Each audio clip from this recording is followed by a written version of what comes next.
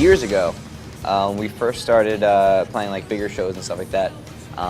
You know, it's hard coming up and breaking guitars a lot. So we would pull our money together and be like, all right, we made $75 on merch, and we all need instruments. So like this week you'll get an instrument. And like Epiphone was always the kind of guitar that we could afford, but would also stand up on the road.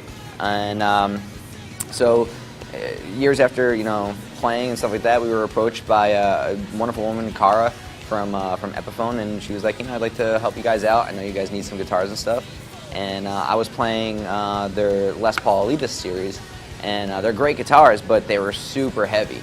So like she came to me and was like, would you ever want to consider maybe making your own guitar? And I thought about it, and I was like, yeah, why not? That'd be a really great challenge. So I tried out the old Wilshire, and I stole the body from that, but then I replaced the neck and headstock and the pickups from their Les Paul Elitist, and I made a couple other little tweaks. There's a Tone-O-Matic switch and a kill switch here. It's really super light, and it's got a hell of a tone.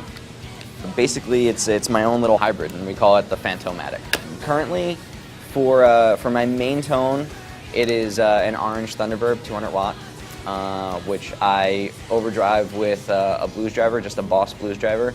That's like the main distorted tone, and for my clean tones, I use a Vox AC30, which I don't know if you can really beat that, But as far as like specialty tones here and there, I guess my secret weapon is the Swollen Pickle.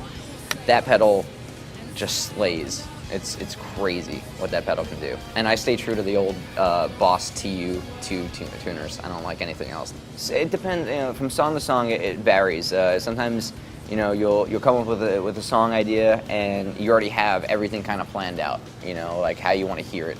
But the fun part of being in a band is hearing how others interpret your ideas, and that's really the great part about it, especially being in this band, because I feel like we all kind of look to each other as not only creative equals, but as inspiration, So when I come up with an arrangement or something like that, I kind of just let them do what they want to do, and if I have suggestions that they maybe not have thought of, then we'll bring those up. But other than that, I mean, it sometimes turns out even better than what you had in your head when the rest of the guys work on it. And it's really fun to get into a small studio and kind of just, all right, play like, all right, say the song's going to go just like a, something like that, and then have Gerard kind of, he'll sing gibberish kind of in a melody, and then I really like to work with those vocal melodies that he comes up with and kind of support those melodies. So that's my favorite thing to really do.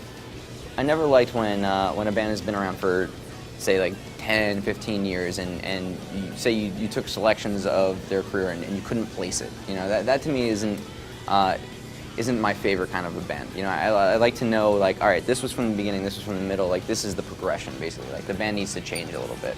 And just as artists, we feel like we need to move on, we need to progress, and we need to reach that next level constantly. So in order to do that, we kind of have to forget what we did in the past and kind of take maybe a cornerstone and build off of that. So the new stuff is drastically different than the last record. What it's going to be, I would be hard pressed to tell you, because it's going to change by the time the record comes out. It's one of those things where while working on it, it's different from the last record, and then when we actually finish the record and make it, it's different from what we worked on. We're constantly evolving, I guess. For this last record, for instance, it was like, forget what you know, put down the instrument that you're comfortable with, and approach different things that you maybe don't even, you've never played before.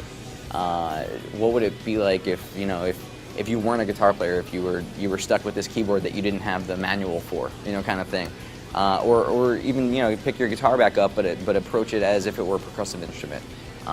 Just take different approaches to things, and you want to capture that immediacy, that innocence that you might have lost along the way from maybe overanalyzing your instrument.